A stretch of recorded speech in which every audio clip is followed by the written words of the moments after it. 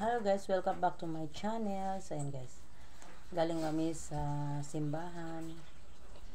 So ayan, kasama ko yung tatlong anak. So ayan. So papunta kami ngayon sa Kugon CDO. Ayan guys, papunta kami sa Kugon guys, kasi mayroon kaming bibilhin doon. So ayan guys, samahan nyo kami guys. So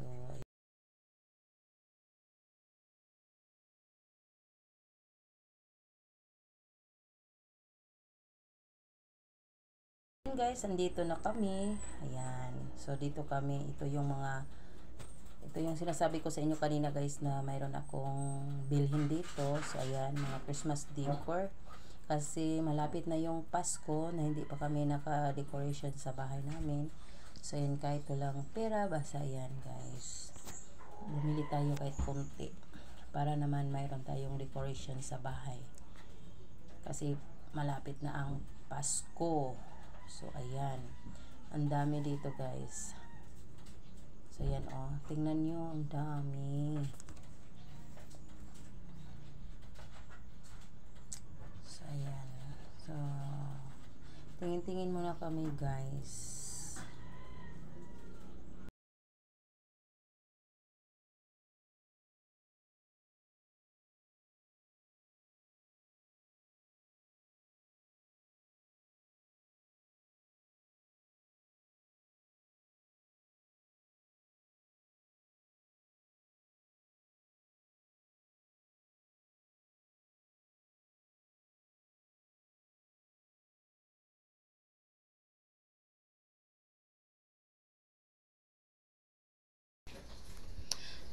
So ayan guys, ayan.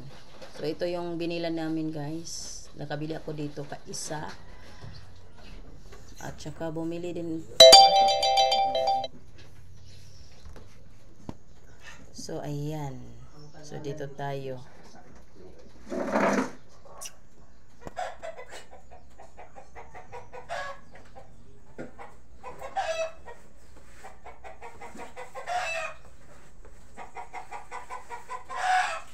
So ang ingay ng manok guys. Ay,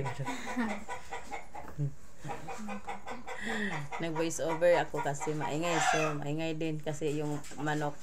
Hindi natin mapigilan yung ingay ng manok guys. So ayan. So, pasensya kayong ingay. So ayan, ito ang binili namin guys. Nakabili kami ng Christmas decor. Tsaka yung mga basic needs sa bahay. So ayan.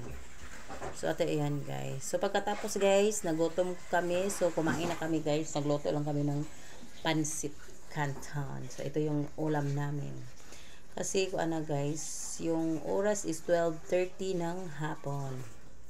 So ayan guys. Pati yung anak ko guys. Kain din siya guys kasi nagutom.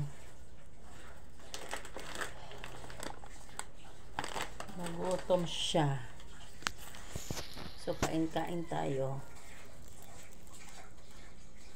So kasi mayroon pang ulam kaninang umaga guys na tira. So ayan. Nag-adobo kasi ako kanina guys. So gusto ko rin kumain ng pansit canton. So ayan. Nagluto ko. Gutom.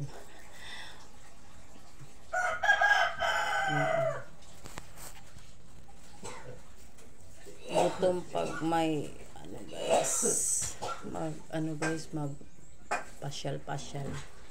Wala na kaming oras na kumain sa labas.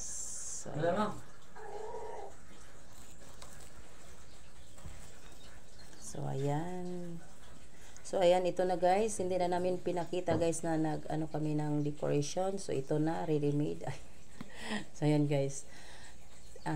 Ito na yung bahay namin. Dito diso no. So ayan guys.